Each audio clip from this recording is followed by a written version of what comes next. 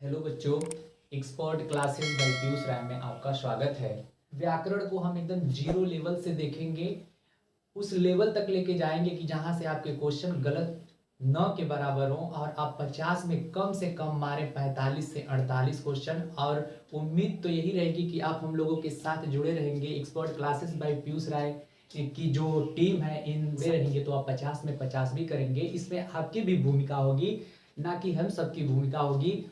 आप मेहनत करिए, निरंतर आगे बढ़िए। हम आज देखेंगे व्याकरण में, शुरू करेंगे वर्णमाला से, क्योंकि वर्णमाला जान लेने से हमारे कई टॉपिक क्लियर जाते हैं। जैसे छंद आगे देखेंगे तो छंद भी बहुत आसानी से समझ जाएंगे, संधि आपको समझने में कोई दिक्कत नहीं होगी।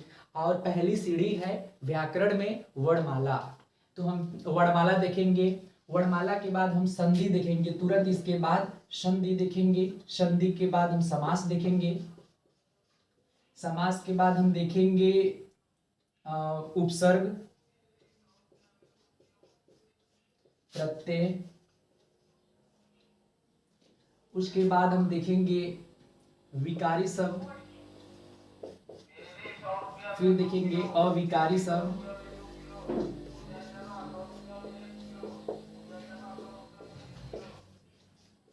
विकारी अविकारी शब्द। ये सारे के सारे आपके व्याकरण में आ जाएंगे। और कुछ आपके पोर्शन जो लगते हैं वो भारतीय काव्य शास्त्र में लगते हैं। जैसे पाश्चात्य काव्य शास्त्र होता है, एक भारतीय काव्य शास्त्र होता है। तो भारतीय काव्य शास्त्र में आपके आते हैं रस, छंद, अलंकार। अलंकार ये भारतीय काव्य शास्त्र के अंतर्गत आते हैं। जैसे रस के प्रवर्तक भरत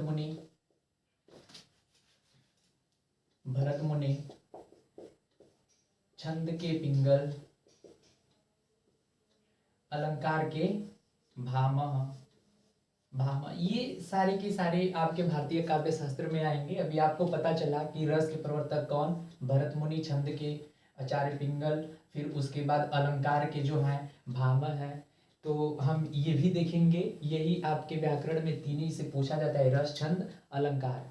फिर उसके बाद आप में न औचित्य आता है, न रीति आता है, न जैसे गुण आता है, ओज, प्रसाद, माधुर्य, ये सारे नहीं आते हैं। तो ये हम नहीं देखेंगे। जो जो आते हैं, तीन आते हैं आपके व्याकरण में, इसको देखेंगे। और आपका दायित्व तो बनता है कि आप थोड़ा समश्रुति भिन्नार्थक शब्द खुद रटें। उसके बाद जो पर्यायवाची शब्द होते हैं वो आप मेहनत करें। ज़्यादा से ज़्यादा आप सब विलोम शब्द जो हैं, आपके शब्द विलोम आते हैं, उसको आप खुद से रटें, जिससे आपकी तैयारी में और निखार आए। तो आइए आज हम पहला टॉपिक अपना देखते हैं कि हिंदी साहित्य में जो भाषा के अंग होते हैं उसके 4 अंग होते हैं। जैसे वर्ड और शब्द, वाक्य, व्याकरण। तो भाषा के कितने अंग होते हैं हम भाषा भी देखेंगे। अगर भाषा की जरूरत होगी तो हम देखेंगे कि कौन कौन सी भाषाएं किस किस बोली से निकली हुई हैं, और किस उपभाषा में कौन सी बोली है, कौन सी किस अपभ्रंश में बोली गई है। तो ये हमारा अगला वीडियो में आएगा, या जब हमारी तैयारी कुछ आगे बढ़ जाएगी तब हम भाषा विज्ञान में भी देखेंगे कि भाषा के 4 अंग, पहला वर्ड, शब्द, वाक्य, व्याकरण। तो ध्वनियों का लिखित रूप, जो ध्वनियों का लिखित रूप होता है, ध्वनियों का लिखित रूप वर्ण होता है। ध्वनियों का जो हम ध्वनि निकालते हैं, 2 प्रकार की ध्वनि निकालते हैं, एक सार्थक और दूसरी निरर्थक। तो जो सार्थक ध्वनियां होती हैं उन्हीं का लिखित रूप वर्ण कहलाता है। जैसे आप बोल दिए क एक चिन्ह है, और क जो चिन्ह है उसी को हम ध्वनि बोलते हैं। तो यही जो सार्थक ध्वनि है, इसी का लिखित रूप वर्ण कहलाता है। अब शब्द किसे कहते हैं, वर्णों को मिला के शब्द बनाते हैं। तो वर्णों का लिखित रूप शब्द होता है। वर्णों का लिखित रूप शब्द होता है। और एक बात जान लीजिए कि जो भाषा की सार्थक इकाई शब्द होती है, ये क्वेश्चन बार बार पूछा जाता है कि भाषा की सबसे छोटी सार्थक इकाई क्या होती है? तो यही शब्द होता है। तो भाषा की सार्थक इकाई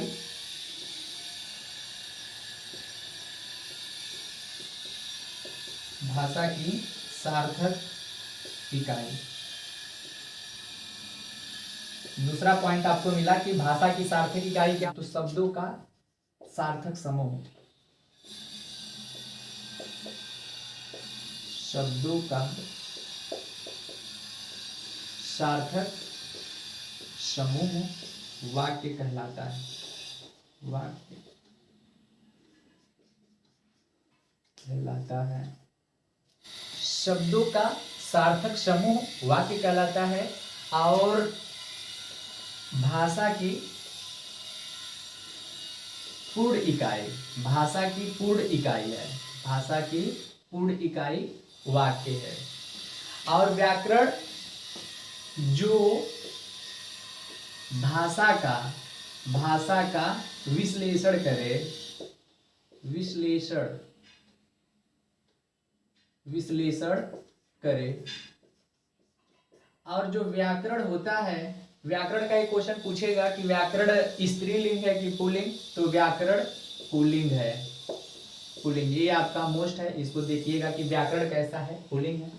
व्याकरण इसलिए बनाया जाता है कि जो लिपि होती है, कोई भी लिपि हो, उसमें जो चिन्ह होते हैं उसको आप सजाएं, अपनी भाषा में निखार करें, इसलिए व्याकरण बना हुआ है। तो आप इसको जानते रहिएगा। आज का हमारा टॉपिक भी है पहला कि व्याकरण, तो व्याकरण को हम देखेंगे। उसके बाद बहुत सारी ऐसी तमाम चीजें हम देखेंगे जो आपको चार चांद लगाएंगे। हम देखते हैं व्याकरण। व्याकरण में जो हिंदी व्याकरण है वो देखेंगे।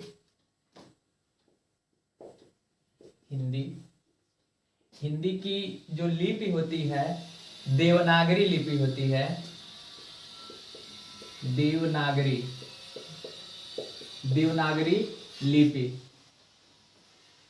हिंदी का विकास क्रम देखेंगे तो हिंदी का विकास क्रम में पहले आएगा संस्कृत, पाली, प्राकृत, अपभ्रंश,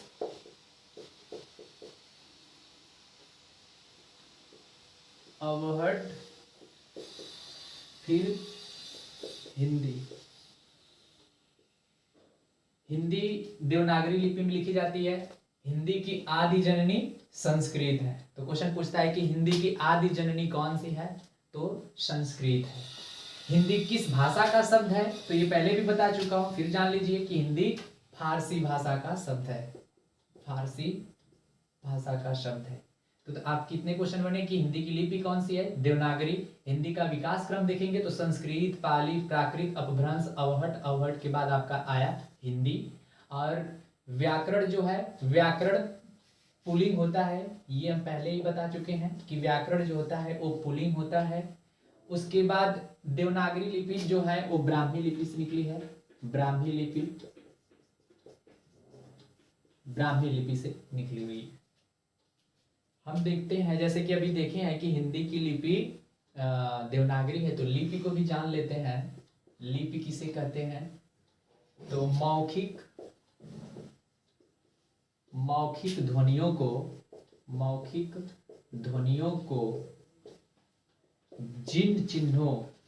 जिन चिन्हों द्वारा लिखकर व्यक्त किया जाता है,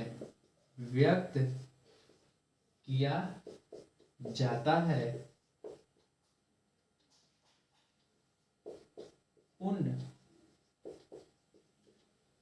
ध्वनि चिन्हों को लिपि कहते हैं। उन ध्वनि चिन्हों को लिपि कहते हैं। आपका इसी में दूसरा पॉइंट आता है कि जो हिंदी की लिपि है, हिंदी की लिपि देवनागरी है। हिंदी की लिपि देवनागरी है। तो ये आपका इतना हो गया कि हिंदी की लिपि क्या है, तो देवनागरी है। अब हम देखेंगे कि व्याकरण, तो जो हिंदी का व्याकरण है उसमें वर्णों की संख्या कितनी है, तो 52 है। अभी तक आप पढ़ते जा रहे हैं, आज हम विस्तार से देखेंगे कि वो 52 वर्ण कौन कौन से हैं। फिर हम इसको दो भागों में बांटेंगे, एक स्वर और व्यंजन। फिर स्वर में कितने वर्ड आएंगे और व्यंजन में कितने वर्ड आएंगे। तो आइए देखते हैं कि वो 52 वर्ड कौन कौन से हैं। तो वर्णमाला, देखो वर्णमाला भी कभी कभी पूछ देता है कि वर्णमाला किसे कहते हैं।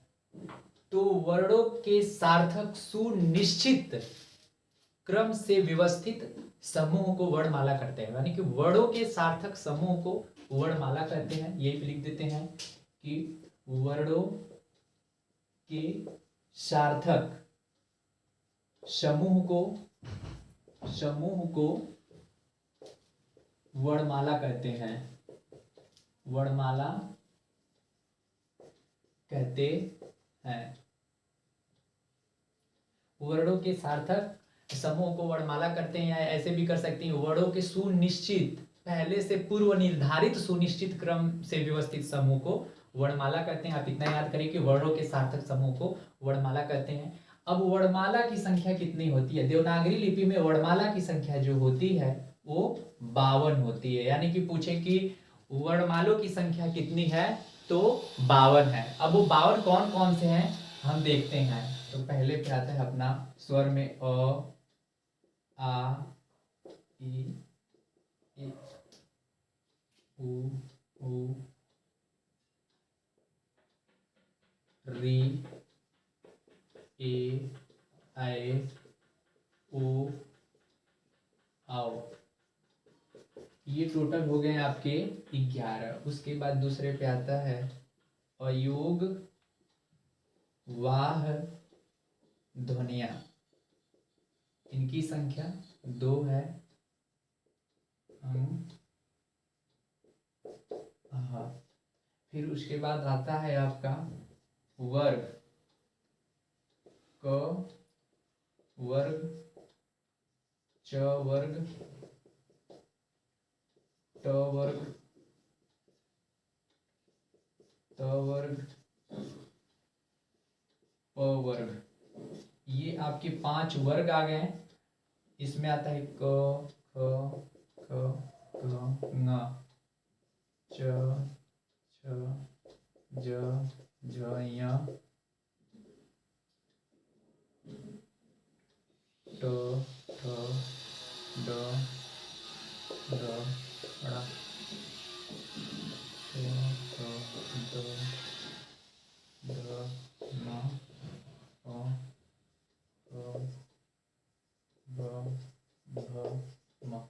ये आपके टोटल 5 वर्ग है, और पांचों वर्ग में हर वर्ग में 5 अक्षर आते हैं, इसलिए कि इनकी संख्या टोटल हो जाती है 25।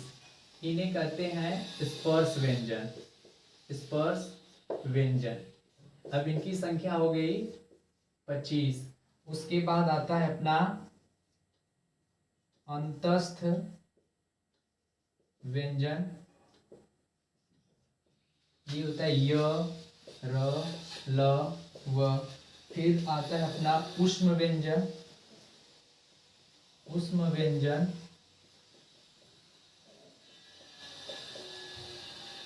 तालव्य स, मूर्धन्य स, दंत स। फिर उसके बाद आता है इसमें ह। फिर आपका आता है संयुक्त व्यंजन। संयुक्त व्यंजन ये होता है आपका छ, त्र, स्र, ज्ञ। उसके बाद आता है आपका दिवगुण व्यंजन। दिवगुण व्यंजन ये होता है आपका ड और ढ। अब इनकी देखते हैं, अब इनकी संख्या 4, ये 4, ये 2। अब जब टोटल आप ऐड करेंगे तो आपका 52 हो जाएगा, और यही देवनागरी लिपि में वर्णों की टोटल संख्या है। अब इसको हम 2 भागों में बांटते हैं। ये एक आपका होता है स्वर, जो स्वर है आपका यहाँ तक है, और इसके बाद दूसरा आपका आता है व्यंजन। आपको इसके बारे में अच्छे से जानकारी होनी चाहिए। अब हम देखेंगे कि स्वर कहाँ से बोला जाता है, स्वर को क्या बोलते हैं, व्यंजन कहाँ कहाँ से बोले जाते हैं, फिर व्यंजन का वर्गीकरण करेंगे, स्वर का वर्गीकरण करेंगे। आप सभी का एक्सपर्ट क्लासेस बाय पीयूष राय में एक बार पुनः स्वागत है। आप लोग अपना प्यार हम लोगों को ऐसे ही देते रहें, हमारी टीम को ऊर्जान्वित करते रहें, और इस चैनल को ज़्यादा से ज़्यादा लाइक, सब्सक्राइब और शेयर करें, और बेल आइकन को भी दबा लें, ताकि हमारी टीम की कोई भी वीडियो जाए आपके पास निरंतर पहुंच जाए और आप आसानी से इसे देख सकें। इसी के साथ धन्यवाद।